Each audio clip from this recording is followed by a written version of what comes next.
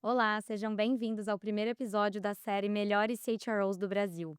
Eu sou Fernanda Almeida e hoje eu recebo Caroline Carpenedo, vice-presidente executiva de Gente e Gestão da Suzano, e um dos destaques da nossa lista. Carol, seja super bem-vinda, obrigada, é um prazer te receber. Obrigada, Fê, o prazer é meu. Bom, Carol, você está há quase 4 anos na Suzano, mas já teve uma série de desafios. Queria que você contasse um pouco desses desafios que passa pela internacionalização, a joint venture com a Kimberly Clark, enfim, uma série de desafios, a fábrica aqui no Mato Grosso do Sul. Conta um pouquinho como que você tem lidado, né, pessoalmente com esses desafios nesse tempo na cadeira. O que é a sua responsabilidade, a responsabilidade da sua área para tocar em todas essas frentes? Legal. A Suzano é uma empresa bastante intensa, então foram 4 anos e muitos, a sensação que eu tenho, com a velocidade com que a gente vem aí, crescendo né, acontecendo todas essas coisas, tem sido muito rápida, né, tem sido muito grande.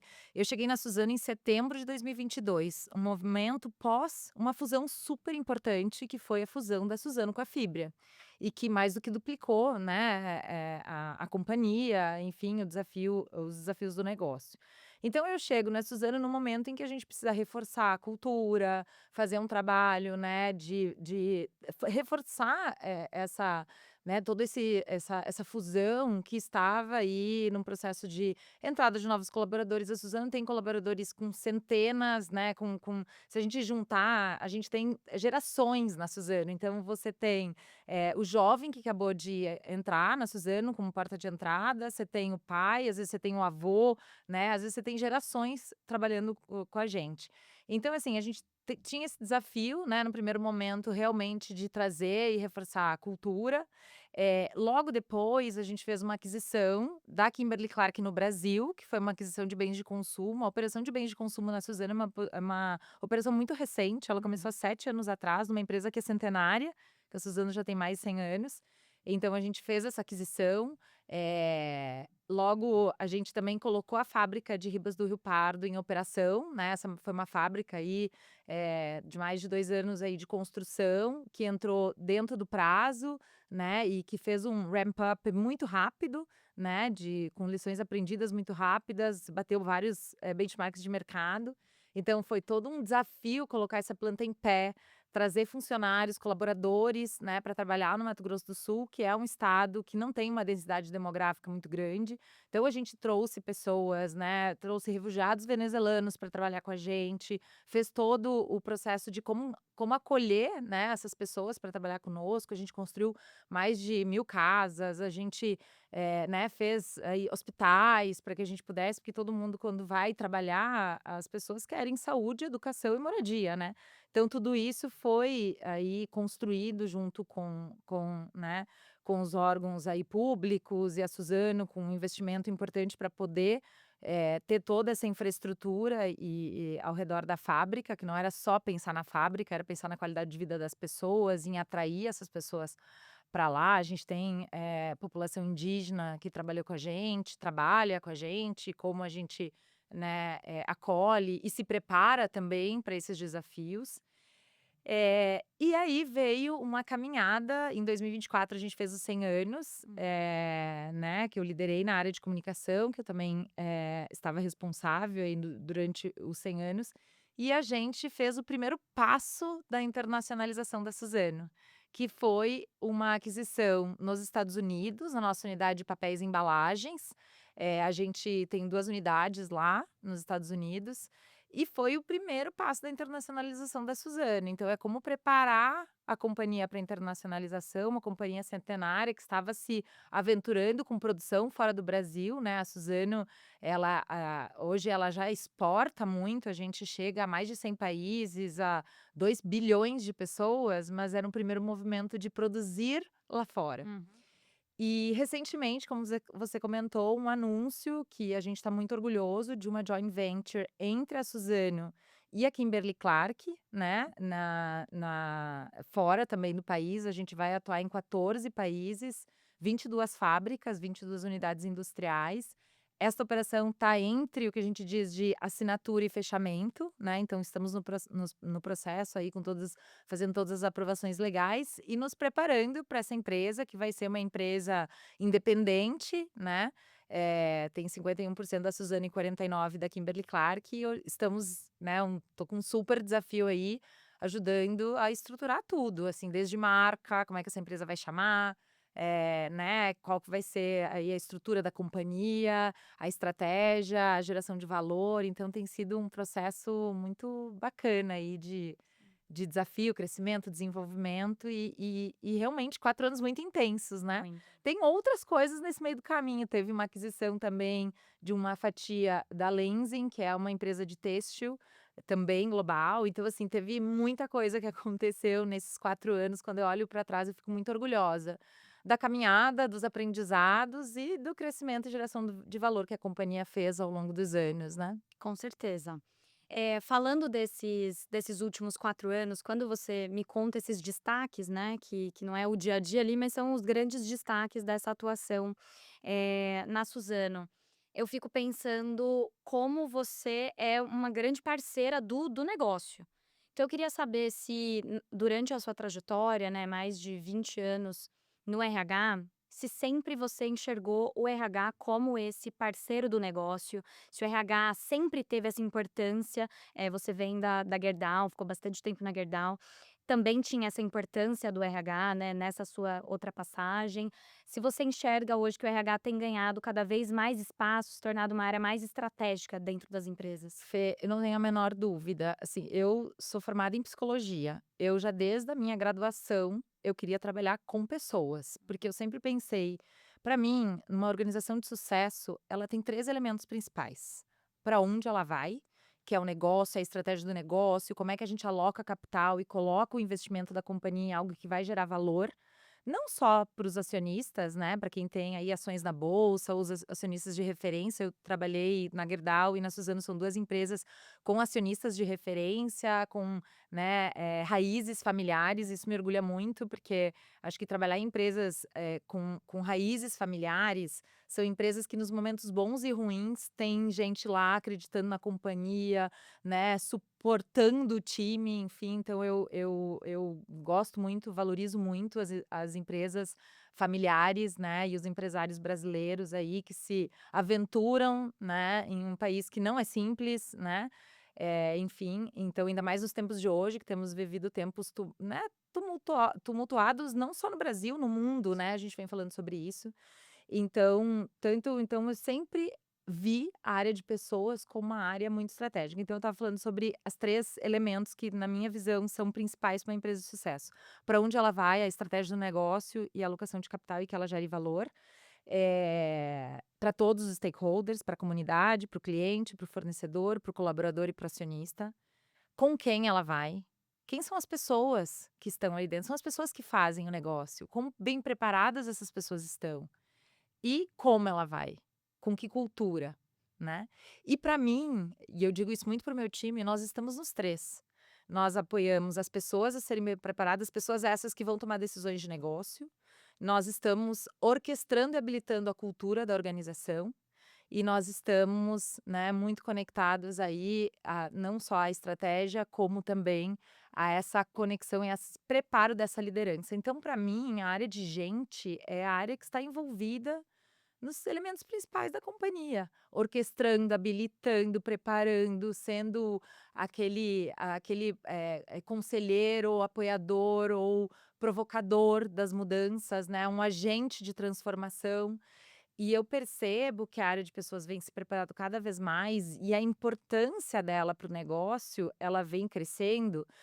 Principalmente, acho que depois da pandemia ainda mais, assim, na Gerdau e na Suzano desde sempre, a área de pessoas foi uma área muito estratégica, assim, eu comecei na Gerdau como estagiária, depois fui trainee, a área de pessoas sempre teve na mesa, provocando as transformações, provocando a jornada de cultura, então eu já vim de uma escola onde a área de pessoas, estava no centro e muito estratégica. E eu aprendi isso desde sempre, e na Suzano Da mesma forma, assim, acho que a gente vem, contribuindo aí nessa jornada do negócio, não só na orquestração da cultura, no preparo dos talentos, no preparo da liderança, né, para que as pessoas sintam-se engajadas, cresçam nas suas carreiras dentro da companhia.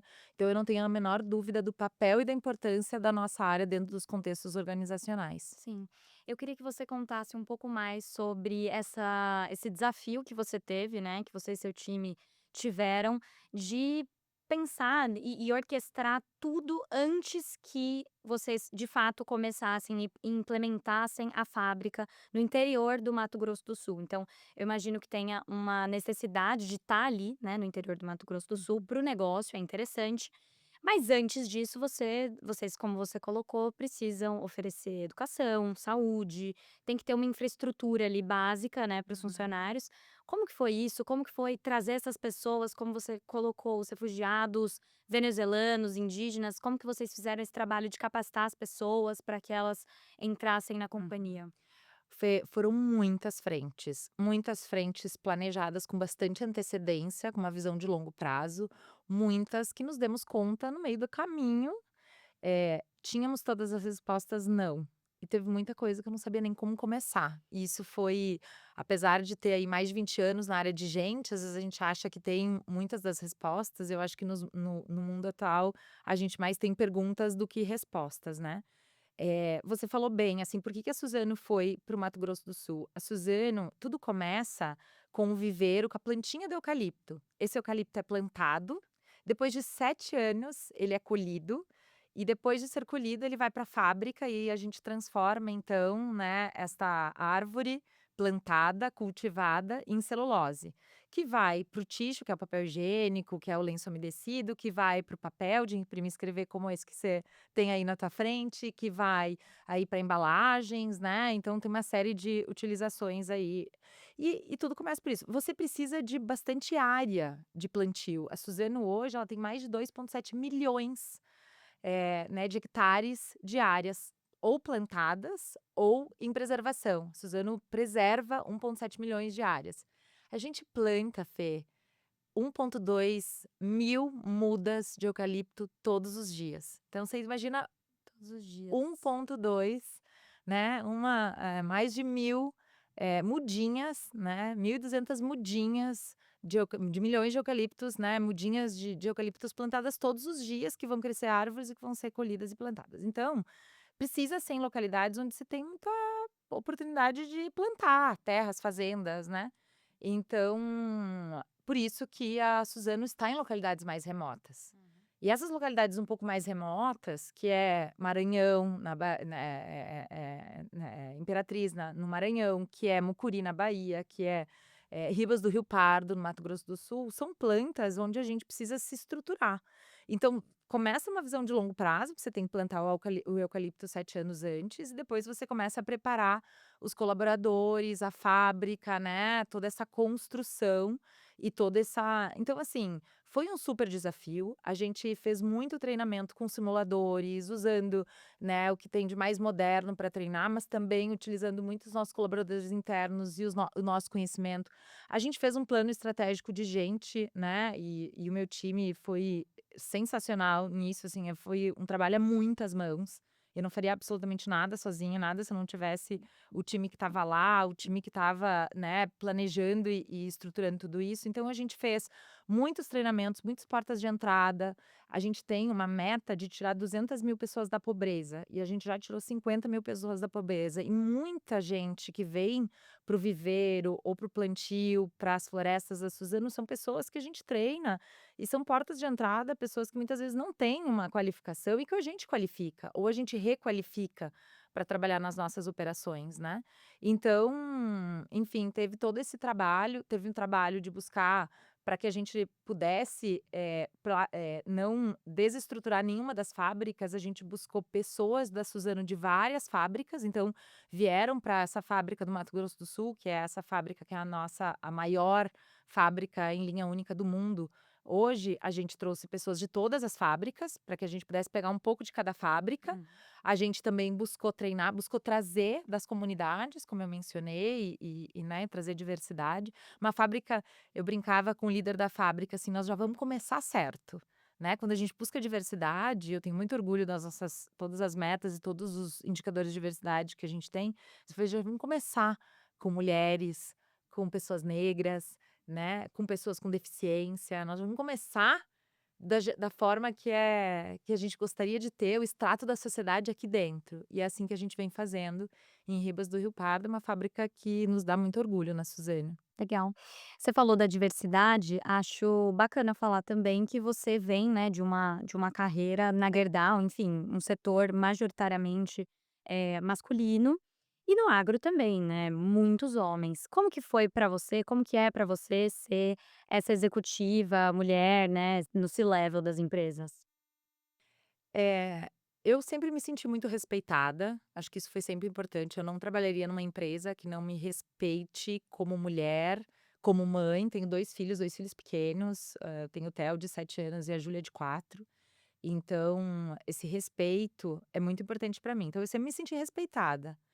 Dito isso, nunca nem sempre foi simples, porque são empresas, historicamente, talvez de uma força de uma mão de obra mais masculina ou de lideranças mais masculinas. Mesmo a Gerdau já vinha fazendo um movimento de trazer mais mulheres para posições de liderança desde 2018, desde quando eu ainda estava lá, a gente já começou a falar sobre isso, a entender que nossa demografia precisava de mais diversidade.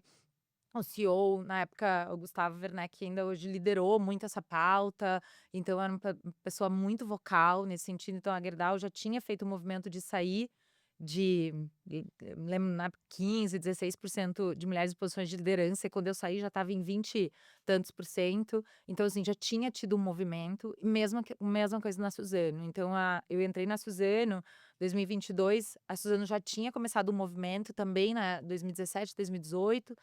E a gente tinha uma meta de chegar em 30% de mulheres em posições de liderança em 2025. Então eu cheguei em 2022, a gente estava ali com 21% e nós chegamos, 22, né, e nós chegamos em 30%, nós temos 30,18% de mulheres em posições de liderança na Suzano hoje. Eu tenho o maior orgulho disso. Que a gente precisa fazer para isso, Fê? Precisa, eu gosto muito daquela figura dos banquinhos, né, um banquinho mais alto, um banquinho mais baixo. Se você botar 2 pessoas da mesma altura, quem tá no banco mais alto vai enxergar mais. Essa é a equidade, por isso que a gente não pode falar só em a gente não quer igualdade, a gente quer equidade. Que é assim, como é que eu dou uma mentoria para essa mulher? Como é que eu dou um apoio, um treinamento, né, como é que eu dei espaço, autonomia, acredito nela, estimulo. E eu sempre encontrei isso nas empresas, eu encontrei isso na Gerdau, eu encontrei isso na Suzano. Então eu tive muitos mentores ao longo da minha jornada, muitos mentores. Eu pude fazer processo de coach na Gerdau e na Suzano. Eu fui para muitos treinamentos. Eu tive muita oportunidade de liderar projetos, de ter exposição. Enfim, na Gerdau eu tive um projeto de liderança onde o Rancharan era o sponsor, eu estava nesse projeto. Na Suzano, já cheguei na Suzano já no C-level, então foi diferente. Eu estava há 4 anos na minha posição de CHRO na Gerdau. Quando eu fui para Suzano, já cheguei no nível do C-level, mas no início tinha 2 mulheres, depois fui a única também, aí depois a gente voltou a ter 2 mulheres. Na Gerdau também, por um tempo eu era a única mulher. Depois eu fiz uma conversa lá, falei: "Gente, não dá para ser a única representante, as mulheres querem olhar para cima e elas querem ver que elas podem chegar". E aí a gente, na Gerdau, também buscou mais 2 mulheres no C-level do mercado na época, e aí nós éramos 3 e eu não estava mais sozinha. E aí eu brinco que uma sobe e puxa a outra, e a gente vai se ajudando e a gente vai tentando eliminar ou pelo menos reduzir os viés inconscientes que existem, sim. A gente faz treinamento de liderança inclusiva, a gente fala sobre isso, a gente mostra quando algum viés acontece, né. E aí a gente vai, assim como você é muito vocal, eu tenho acompanhado o quanto você tem feito o teu trabalho, aí falando de carreira, de mulheres, a gente vai mobilizando as organizações para que esse movimento não involua e sim continue evoluindo. Com certeza. Bom, você estava falando um pouco dessa sua trajetória na Gerdau, que é super bacana, porque você entrou como estagiária, ficou 17 anos, é isso? Isso. Então você liderou projetos muito complexos também na Gerdau. Queria que você contasse como que foi essa trajetória, como que você foi subindo, se você já queria trabalhar com RH, como que foi isso? Então, o RH eu sempre teve na minha vida, assim, eu fiz psicologia já pensando Uhum. que eu queria trabalhar com pessoas, eu não pensava onde eu poderia chegar, mas eu pensava que eu queria impactar vidas, eu queria impactar negócios, impactar vidas, e esse era meu propósito. Então, eu gosto muito de liderar, mas não o liderança como posição. Para mim, liderar liderar movimentos, é liderar transformações, é provocar evoluções, né. Então eu sempre quis trabalhar na área de gente. Eu tive a oportunidade de sair da área de gente, mas eu me vi assim, eu vi: "Putz, na área de gente eu impacto todas as áreas do negócio. Dentro Eu da impacto o empresa mesmo? negócio", claro. Dentro da empresa, mesmo na Gerdau, eu tive a oportunidade em alguns momentos, assim, da carreira, mas eu pensava assim: "Gente, como a área de gente, eu preciso estar no negócio, eu preciso estar junto, e eu posso impactar através dos processos que a área de gente, ela cuida da atração do talento, de quem não está na organização, de você poder fazer uma máquina empregadora forte e as pessoas quererem trabalhar na companhia, até, né, então atração, integração, treinamento, desenvolvimento, carreira, gestão de desempenho, engajamento, até, enfim, os ciclos que se fecham, né, e o cuidado com esses ciclos. Então, gestão da mudança, cultura, comunicação, tudo passa por gente, por área de gente. Então eu via muito valor desde estagiária. Então a minha carreira foi entrei como estagiária, gostei muito dos valores da Gerdau, eu sou gaúcha, a Gerdau era a empresa dos sonhos dos gaúchos quando eu entrei, então eu queria muito ficar. E aí eu me lembro já de início que eles disseram: "A gente não tem vaga", queria muito entrar no programa de trainee, eu me lembro eles: "Não tem vaga para trainee no sul. A única vaga de trainee que tem é em Minas Gerais. E aí você vai ter que". Eu falei: "Eu vou. Se eu passar no processo, eu vou". Eu fiz um processo como os outros candidatos externos. Entrei no processo e fui para Minas Gerais. Então, meus 2 primeiros anos de formada e profissional foram na fábrica de Ouro Branco, que foi uma escola para mim. Quando eu terminei meu programa de trainee, veio o convite. Eu tinha começado meu mestrado, tinha começado a estudar cultura, diferenças de cultura no meu mestrado, e veio o convite para ser expatriada para os Estados Unidos. Aí eu fui para os Estados Unidos, fiquei em Tampa, na Flórida, que fica o escritório da Gerdau para as operações da América do Norte, que é Estados Unidos e Canadá. Passei quase 3 anos ali, foi uma experiência incrível.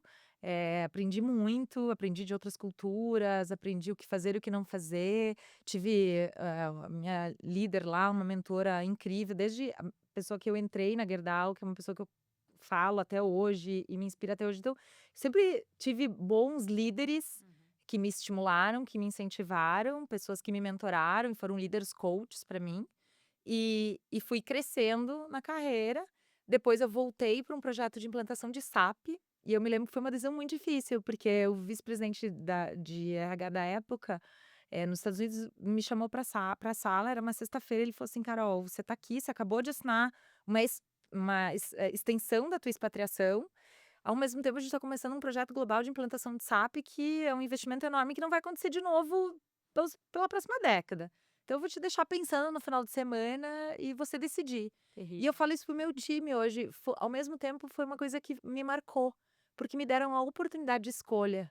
E eu falo isso muito para as lideranças hoje, assim, quando a gente pode casar um desejo da companhia, uma necessidade da empresa, com o desejo do colaborador, e esse matching da pessoa poder fazer o que gosta, fazer o que vê, né, valor, que brilha o olho, e é também um desejo da empresa, gente, é o melhor match, né. Sim. Então eu pude escolher. E aí na época eu estava solteira, não tinha filhos, de família, eu falei: "Ah, não tem por que eu negar um convite". Aí eu voltei para o Brasil, voltei para esse projeto, e aí depois entrei e fui fazendo várias áreas, passei por praticamente todas as áreas de recursos humanos em diferentes momentos e fui crescendo. E sempre, assim, acho que chegar, né, assim, chegar na posição de C-level, claro que você vai chega um momento da tua carreira que, né, o impacto que você tem é enorme, e eu sei disso, e às vezes isso no início até me incomodava. Eu me lembro de sair para almoçar com alguns líderes CHROs e perguntar assim: "Como que você", eu não gosto da hierarquia, da coisa das pessoas fazerem porque você está aí num cargo, eu quero que as pessoas, né, que a gente mobilize Influência. por influência. E aí eu lembro de um dos meus pares, ele me disse uma coisa que me marcou muito, ele falou assim: "Carol, usa isso para o bem, para o impacto positivo, porque tu não vai conseguir tirar isso, que as pessoas enxerguem, ah, tá no C-level da você não vai conseguir tirar esta hierarquia que é um pouco histórica. Você pode minimizar ela, ser uma pessoa simples, fácil, que eu acho que eu sou, assim, não tem eu converso com todo mundo, não importa o nível da organização, zero, mas você não vai conseguir, mas usa isso para influenciar, para impactar. E eu venho tentando usar para impactar, para influenciar, assim, eu fui muito jovem, se levo, assim, eu tinha 35 anos quando eu fui convidada para liderar já a área de gente na Gerdau.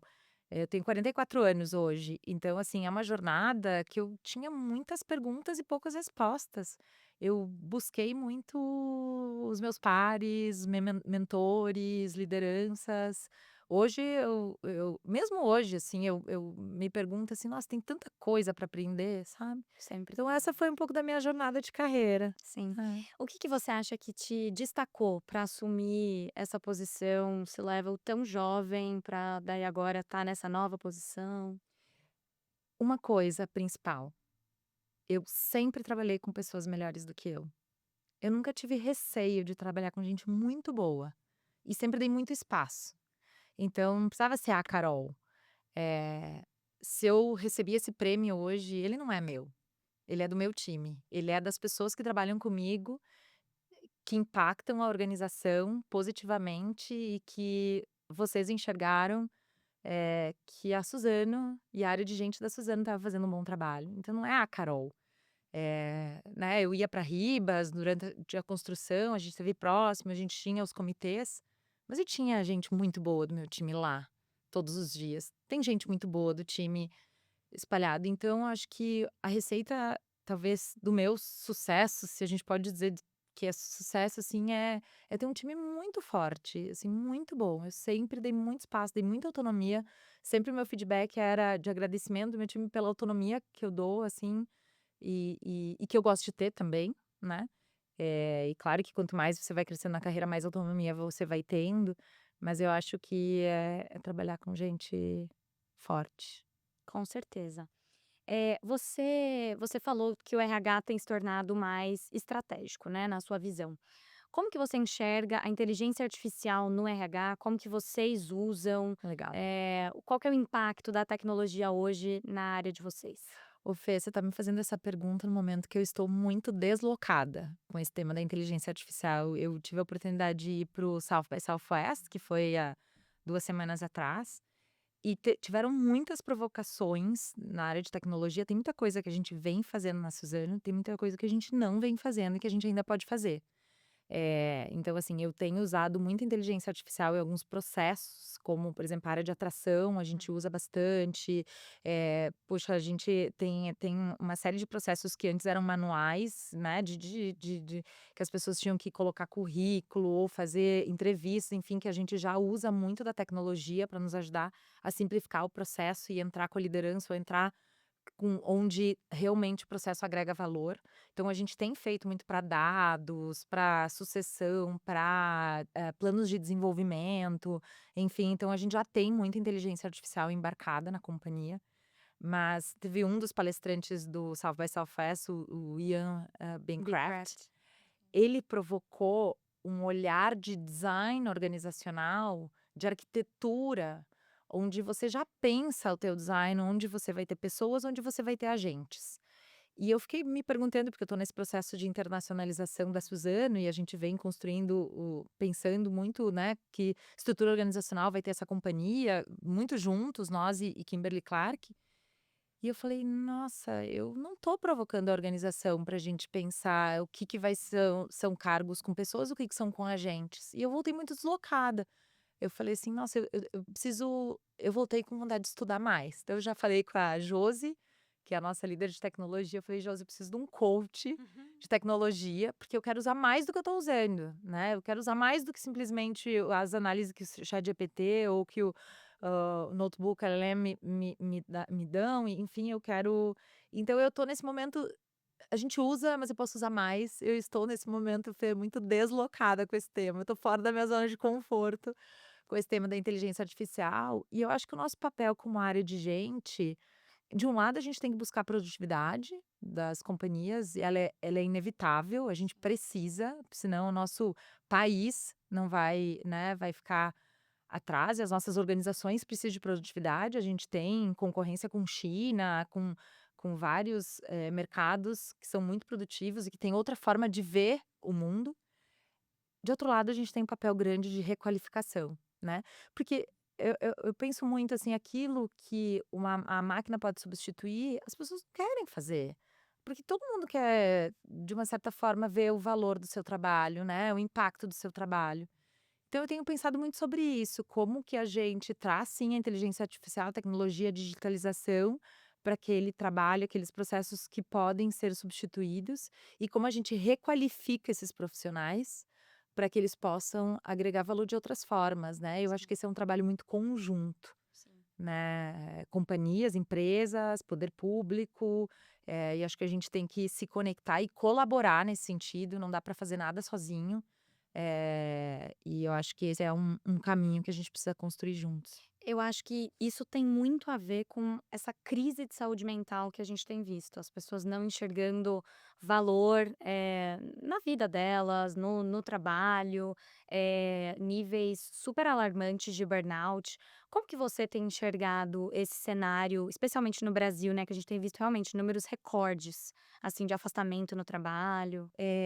Fê, essa questão de saúde mental, acho que as organizações, elas estão, você sabe que eu tenho refletido muito sobre isso. A gente tem uma série de processos para ajudar com a saúde mental. A gente tem um programa chamado Psicologia Viva, onde a gente oferece atendimento psicológico para os nossos colaboradores e família. A gente traz muitas palestras, a gente prepara muito a liderança para escuta, né, para ouvir sinais, para tentar, para, né, a gente faz, na Suzano a gente tem algumas regras de ouro que a gente segue, enfim, uma série de processos aí, de ferramentas para que a gente possa ajudar os nossos colaboradores. Mas a gente sabe que a saúde mental, ela não se dá só pelo trabalho, né, o trabalho é uma parte disso, inclusive o Daniel Mota falou no South by Southwest sobre isso. Ele falou: "Putz, é uma parte, é um percentual que pode estar vinculado ao trabalho". Tem uma série de questões da forma que a gente está vivendo, né, da tecnologia, de quanto a gente às vezes não está presente, né, às vezes eu estava te comentando antes nos bastidores as terapias feitas por inteligência artificial e como que a gente resgata o humano. Então, eu tenho pensado muito em como que a gente está presente. A gente tá olho no olho, a gente escutando de verdade, né, assim, a gente acolhe as pessoas, conecta com empatia, resgata, né, entende o que que é importante para as pessoas, elas querem se sentir únicas. Elas precisam se sentir especiais, e se sentir que elas estão agregando valor, né, e que se elas estão passando por alguma dificuldade, que elas possam ser acolhidas naquele momento e muitas vezes possam buscar ajuda, né. E as organizações, a gente precisa olhar para isso, né. A gente precisa resgatar. Então, se de um lado a gente está vivendo, e eu sou fã de tecnologia, tá, eu acho que tem muita coisa que está facilitando e melhorando as nossas vidas, então tem um copo meio cheio, super bacana. Tem um copo meio vazio, se é que a gente deve falar assim, que a gente precisa olhar quais são os limites. Como que a gente não tira aquilo que ninguém pode substituir, né? Que é essa empatia, esse olho no olho, essa escuta, né? E eu acho que é isso que as organizações precisam continuar fazendo e monitorando, né? A sua saúde mental. Na Suzano, os nossos números de engajamento são super fortes. A gente tem hoje, a última pesquisa de engajamento foi feita recente, a gente tem 81% de favorabilidade. 90% das pessoas dizem que elas se sentem, respeitadas, no ambiente de trabalho, que a Suzano, né, recebe a diversidade, acolhe a diversidade e fomenta aí esse acolhimento. A gente tem 89% das pessoas que dizem que enxergam o que elas fazem se conectadas à estratégia. Isso é um número que me orgulha muito, porque você conseguir mobilizar um transatlântico para que as pessoas entendam como que o meu trabalho contribui na estratégia, é super bacana, né. E a cada 10 pessoas, 9 recomendam a Suzano como um bom lugar para se trabalhar. Dito tudo isso, que são números que, né, são aí de pesquisas que não são feitas pela Suzano, são externas, que eu acho que são números super legais que a gente monitora e acompanha. É óbvio que a gente precisa trabalhar. Tem problema, tem pessoas que eventualmente estão precisando de um acolhimento maior, porque às vezes não é nem só dentro da Suzano, é no mundo, é na vida, né. É um filho que pode estar passando por dificuldade e isso, né, eh, assim, como área de segurança, por exemplo, a gente olha para isso e pensa: "Como é que a gente cuida do mundo que a gente está vivendo, das bets e de outras coisas e tenta letrar, trazer para consciência, comunicar, ouvir o líder próximo". Então, uma série de elementos que acho que a gente precisa olhar para que a gente cuide da saúde organizacional e da saúde das pessoas dentro da organização. Sim. Você antes estava comentando também como que foi essa sua virada, né, que você veio da Gerdau pra Suzano, que você ficou bastante tempo, sem olhar muito para o lado e que então você decidiu ir para esse desafio que tem sido super bacana para você. Queria que você contasse quais são as prioridades hoje, né, da sua gestão, falar um pouco melhor da internacionalização, o que que isso está exigindo, você estava comentando que está viajando bastante, como que está sendo? Hoje as que a internacionalização da Suzano tá dentro das minhas grandes prioridades, né, desde que a gente deu esse primeiro passo, da internacionalização em 2024, mas principalmente nesse último ano que a gente anunciou a joint venture e eu tô envolvida com essa joint venture desde o início, assim, desde a due diligence, viajando por vários países, né, Malásia, Ásia, Europa, enfim, a gente fez um grupo de pessoas e como a área de gente é muito estratégica na Suzano, a gente participa aí da due diligence de Pine Bluff, lá da nossa unidade de packaging, Suzano Packaging, como a gente chama hoje, participei da due diligence desse projeto que a gente chama de Pegasus. Porque a empresa, como eu te falei, está ainda entre assinatura e fechamento, a gente ainda está passando por aprovações legais desse projeto. E então, desde preparar a Suzano das coisas mais estratégicas às mais simples, é desde você fomentar que os teus colaboradores estudem inglês e você abrir uma plataforma para todos os teus colaboradores, que a gente fez isso, a gente abriu uma plataforma para que todos os colaboradores estudem inglês, até a gente pensar como é que a gente se estrutura estrategicamente para que esse negócio, que tem um investimento alto de capital, gere valor, né.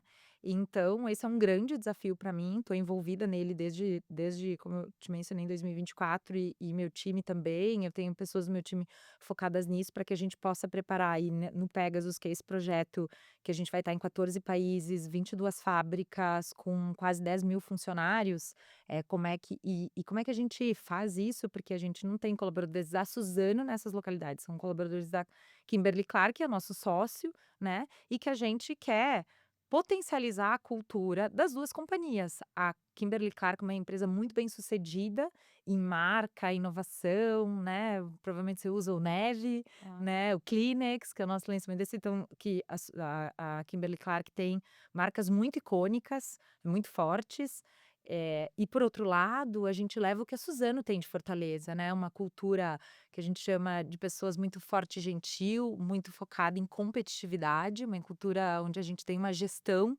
muito próxima, né, e cuidadosa, com 3 direcionadores da cultura que me orgulham muito. Na Suzano a gente diz que os nossos 3 direcionadores são: ser gente que inspira e transforma, só é bom para nós se for bom para o mundo e gerar e compartilhar valor, né, para todos os stakeholders. A gente falou bastante sobre isso hoje. Então, como é que a gente leva o que a Suzano tem de fortaleza, olhar para a sustentabilidade, enfim, como é que a gente acolhe e aprende com tudo que a AKC tem de fortalezas e a gente constrói uma cultura que potencialize, onde 1 mais 1 não sejam 2, 1 mais 1 seja 3, 4 e a gente gere muito valor. Então essa hoje é uma das minhas grandes Grandes prioridades. prioridades. Quantas pessoas são hoje na Suzano? A gente tem entre próprios e terceiros 56.000 pessoas, E agora mais essas da Kimberly-Clark, dessa nova joint venture que são precisamente 9.600 uau. pessoas. Carol, super obrigada, prazer te ouvir. Prazer foi meu, obrigada pela oportunidade, parabéns por esse projeto e esse trabalho. Super obrigada. Obrigada por ter acompanhado a gente até aqui, até a próxima.